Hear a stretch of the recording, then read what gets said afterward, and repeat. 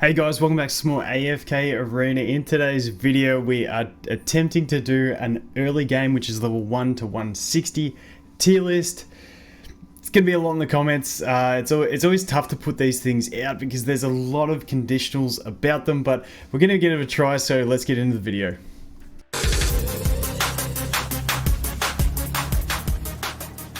Just before we get into it, we did just hit 55,000 subscribers, which is absolutely amazing. Thank you guys so much. Once again, we are going to be doing another giveaway, another $100 Google Play gift card giveaway. All the details will be in the below, but it's the same as always. Be subscribed, leave a comment on this video. I know there'll be a lot of comments anyway, probably disagreeing with my list, but that's cool. Yeah, just leave a comment on this video, be subscribed, and you're into the draw. In about a week's time, I'll leave the exact date, whatever, in the description as well, all that legal stuff. We will do the draw, but once again, guys, thank you so much. Like, the channel growth is just ridiculous. I say it every 5,000, but it really is just mind-blowing to me, so thank you guys. Okay, first thing I want to say is there's a lot of, like I said, conditional stuff to a tier list. This is just my opinion. There's other tier lists out there. There's tier lists. I know I've seen White Sushi on Reddit. That guy's fantastic. Check him out. He's got some tier lists. There's I know the AFKarena.net, AFK Guide, they've all got tier lists.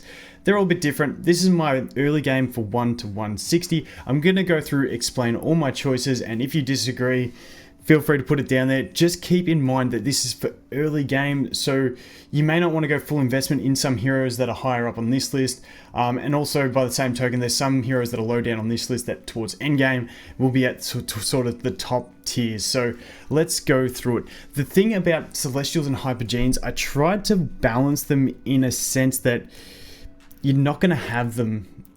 Most players aren't going to have them at Mythic Plus. So the Celestials and Hypergenes, I'll explain each one as we get to them. So first one, God tier, is Taylene. She's absolutely amazing, even just at Elite in this early stage, especially pre-100. If you pull her from like your first 10 pull, she's just so amazing. She's going to be like God tier, like early, mid, late, and she's just God tier the whole way along. She's just absolutely fantastic.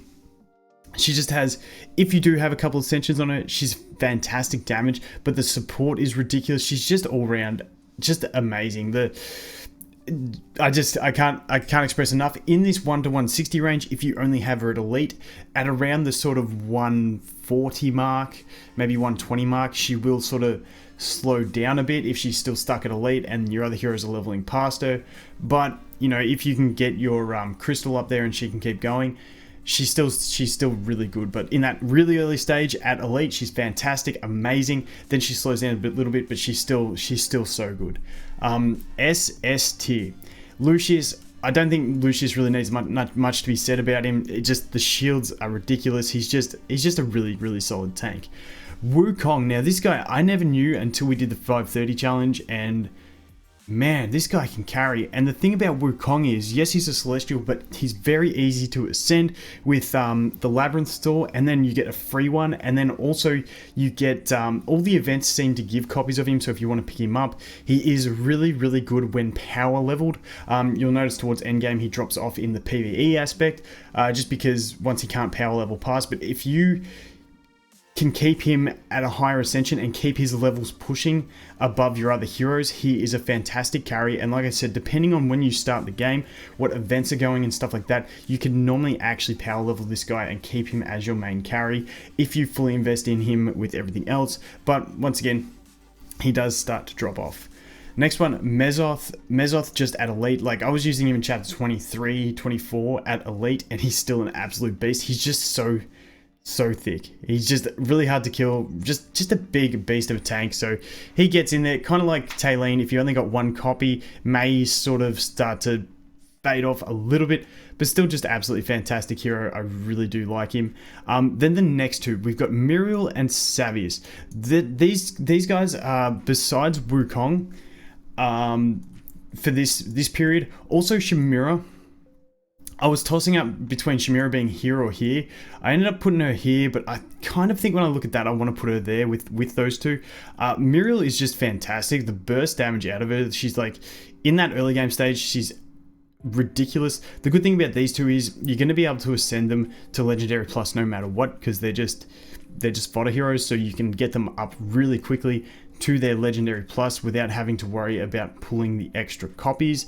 But the downside of them too is you can't get them past Legendary Plus. So as a power level carry hero, they're good, but sort of that 140 mark, especially with the way the game is at the moment with the wish list, you are able to get, you know, those ascended tier heroes to Mythic much earlier in the game. So these two, yes, they're really good, but as soon as you can get another damage dealer to Mythic and, you know, unlock signature items and stuff like that, they're going to drop off a little bit. But just for that early part, they are still two really good damage dealers.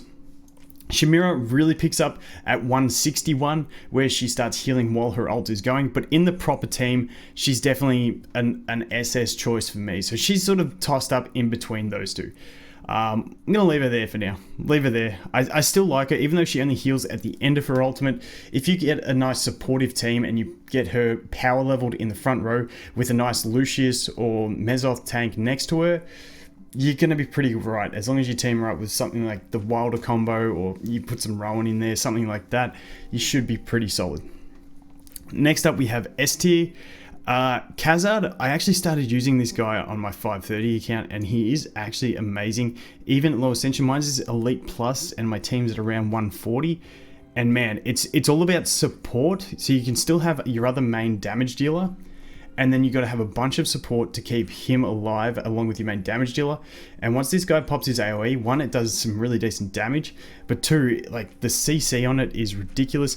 He gets even better later on once he gets his signature item, but we're just playing with the idea that he's probably not going to be at Mythic for this time. So he's just really nice CC. He's got the extra freeze, all that stuff. So I really do like him. I think he is fantastic, but he needs the right teams to synergize to help him fill that role of the CC. Because in those early, in 1 to 160, you do get a lot of fights where, you know, enemies get low, there's a lot of goalless and stuff like that, and they're hard to kill. But when you've got his field, when he uses his ult and the field changes, they just stay frozen when they're below 30%. It's absolutely fantastic. Tassie, not too much needs to be said. She's got the banish, she's got the ultimate, which is the sleep. Absolutely fantastic. Mahira, even at elite, just crazy good. She's got the whip, which gives your team haste and energy. She's also got the big AoE mind control, which gives her good damage because the enemies start attacking each other, and it's a CC at the same time. So that's why she's in there. This A tier list is sort of for like solid supports throughout the time, and also a couple secondary like carry type heroes that you can use that are fairly effective in the really early stages. So Odin, really good support, being able to portal enemies and stack them up, especially if you're using like a Wukong for your main damage dealer. He can just stack the enemies up, and then Wukong can just go monkeys and then start slapping them all. It's really, really nice. And then once obviously the battle progresses, he's going to be stunning them when he drops them on top of each other. Really, really nice. He's just really good for that early game stage. And then also he has the ultimate, which is an energy deplete. So if you put it on 1 time speed on manual, you can time it so that you actually reduce the energy of the exact enemy you want to hit, and then it really does help with some of those stages. And Tandra, now she's a hero that really falls off. I probably wouldn't recommend going her hard, but you know, if you pull 2 copies of her at the start of your account and you got her at Elite Plus or something like that, she's a really decent actual carry hero for the first, probably mainly the first 100 to 120 levels, but even past that, just because she has so much healing, and then also her ultimate, she's immune to damage when she's using it. So a lot of early stages have like Brutus, which is a real pain, but she can just time her ultimate, wait till the Brutus is about to spin. As soon as he starts, she uses her ultimate, she cops no damage. She's just really good in those early stages, but she's one I wouldn't focus on investing in too much because she does fall off a lot. Next up, Belinda. Belinda, she's really good. You get a free Elite Plus copy of her, and then you get another one for, I think, clearing Chapter 10 or something like that. So if you pull 1 more copy of her, you've pretty much got enough to get her to Mythic. To Legendary Plus, and then Mythic, especially if you spend a little, you buy that $1 Hogan and stuff like that. Lightbearers seem to be the ones you get a lot of food for early. So if you get her to Mythic, I'd put her above, I'd probably use her instead of the Muriel. Probably. She could probably slip up to that S tier, but I'll just leave her there for now. But yeah, just because she's so accessible to everyone, the 7-day login and all that, she does have really good burst damage, but Muriel's damage, like if they're at the same ascension, is just better and it covers the whole field. So that's why she's up there. But Belinda, really good to invest in anyway. She gets good further on into the game as well. So that's Belinda. Wow, this is probably going to be a long video. I apologize to anyone that doesn't want to listen to all this, but hey, if they don't, they've probably left it already. Next up, Leica, the haste buff, it can just change battles completely. So she's just fantastic. She's always in there. The haste buff is always going to be a good thing, no matter which way you look at it. Next up, Namora. Namora's got the mind control and the heal. The heal's really nice, especially early on when everyone else is at low ascensions because it's based on her attack.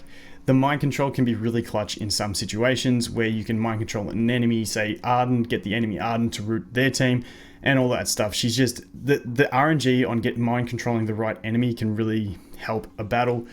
Next up being Rowan. Rowan doesn't get good until, like, he's good. This is the reason he's in A tier, which later on in the game he goes straight up to SS.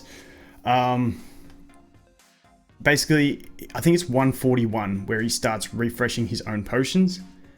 And that's where he becomes really, really useful. Before that, he only gets one use of the potions, which isn't as good. And also, once he gets his signature item, that's when he becomes even better as well. I put him in A tier just because if it was 141 to 160, he'd be in S tier.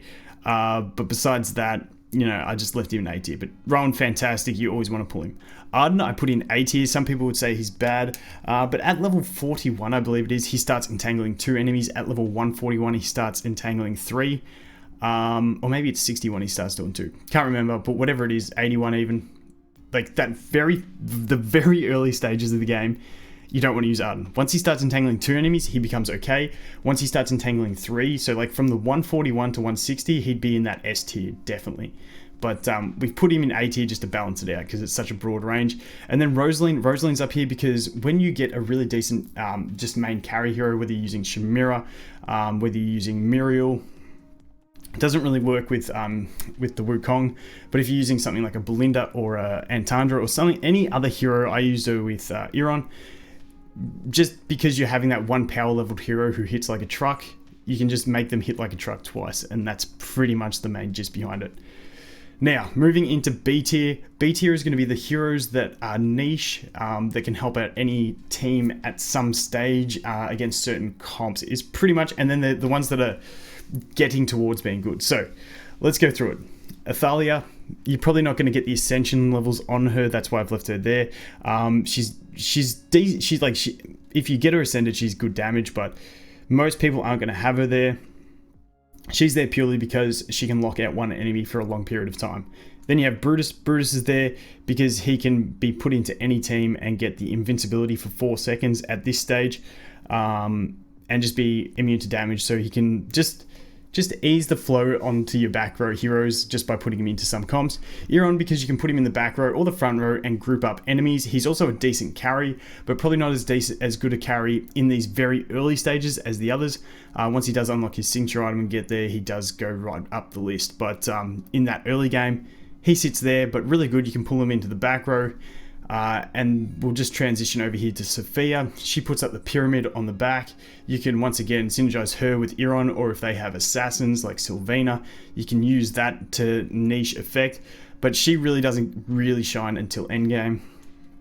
And then Forks, once again, another endgame good hero, but at this stage, you're probably just going to be putting him in for the niche situations where you need to banish a strong enemy.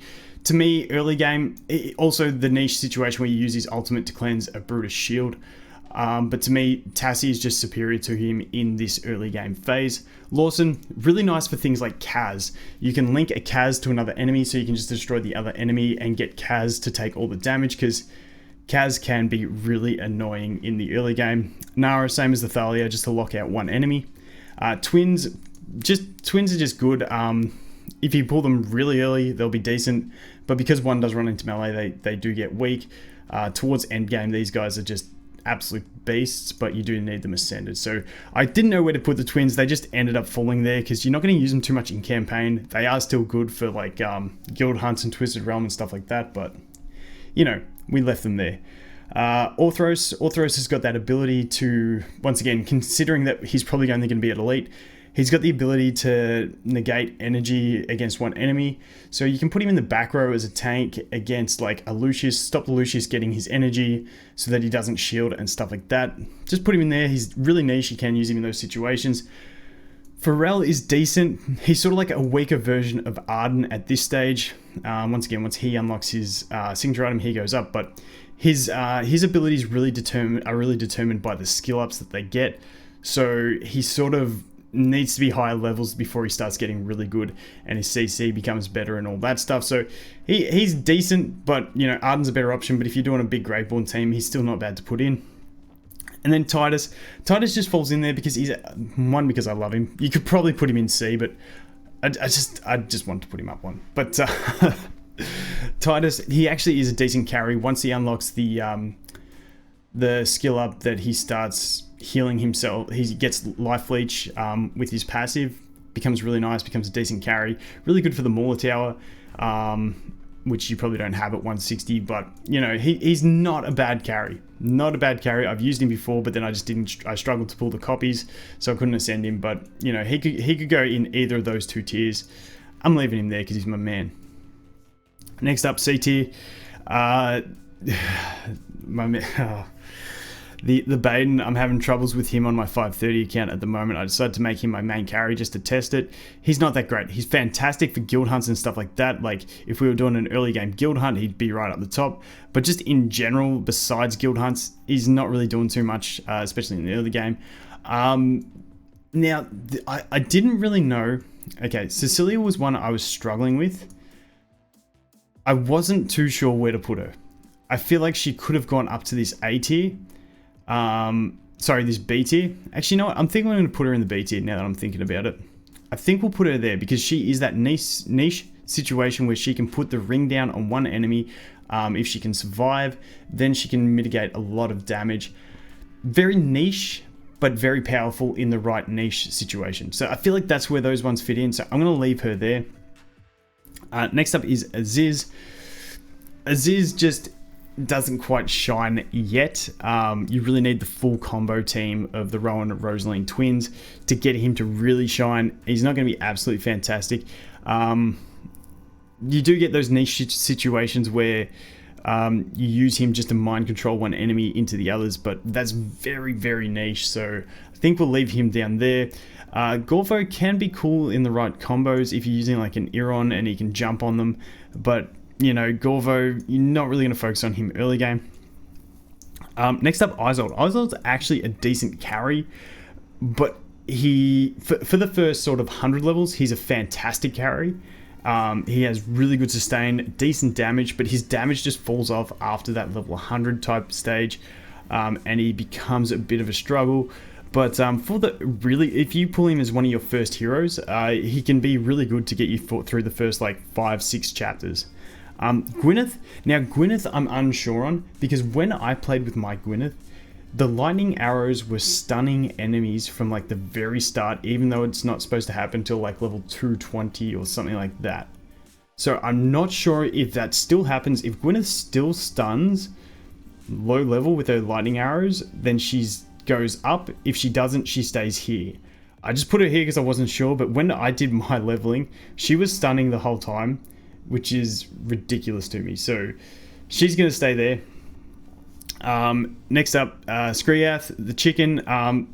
Just he's not a carry damage. He's got okay support. Just falls into that C category nicely in the early stages. Lukio, I just didn't know where to put this guy. I'm unsure. I'm still completely unsure on this guy. I just dropped him here. Yeah, not too sure on him at all. Kind of okay. Damage isn't fantastic.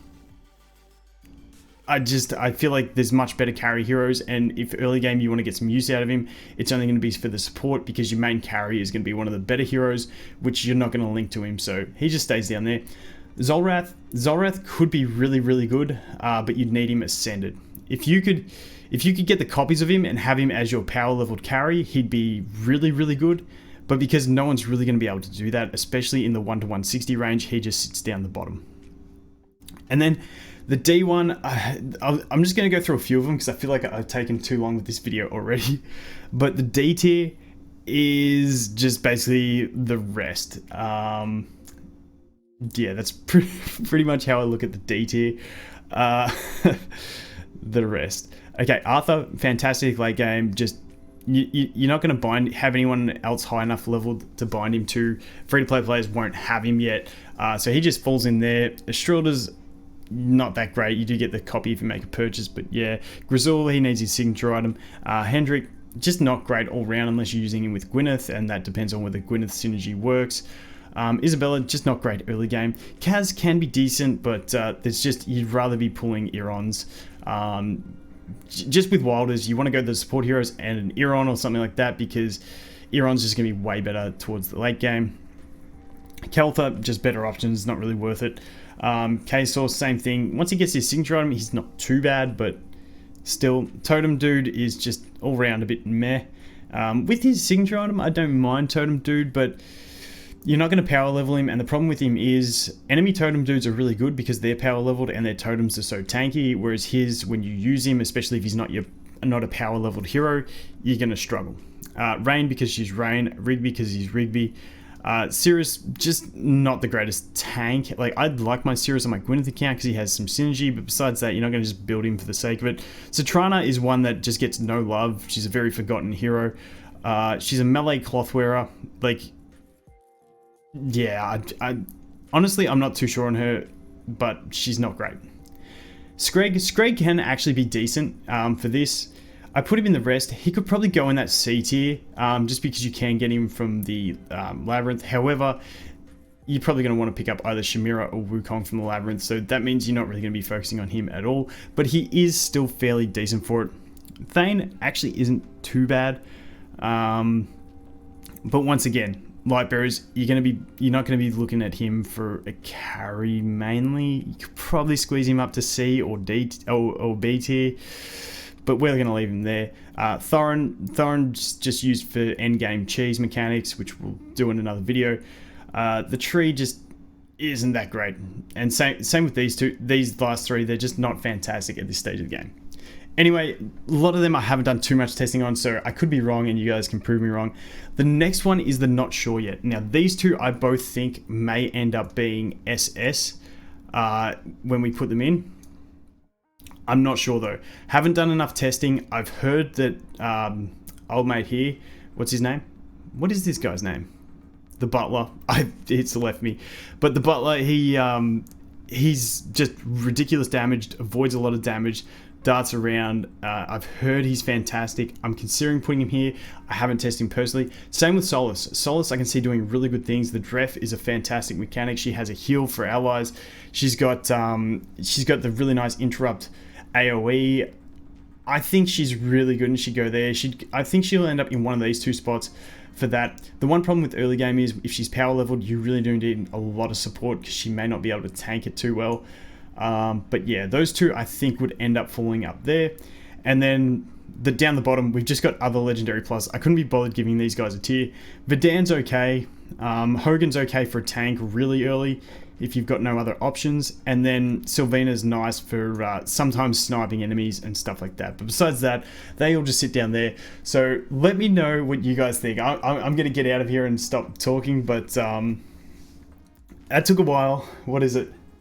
22 minutes recording. That was 22 minutes of flat out me talking, so if that sucked, I apologize. Let me know if you want me to try and do lists for the mid game, late game, end game. I'm happy to do them, but once again, this is one man's opinion. I'm happy to hear your opinions. Once again, thanks for 55,000 subscribers, guys. I really do appreciate it, but that is going to be it for this one, guys. Thanks for watching. Hope you have an awesome day, and I look forward to seeing the next one. Cheers.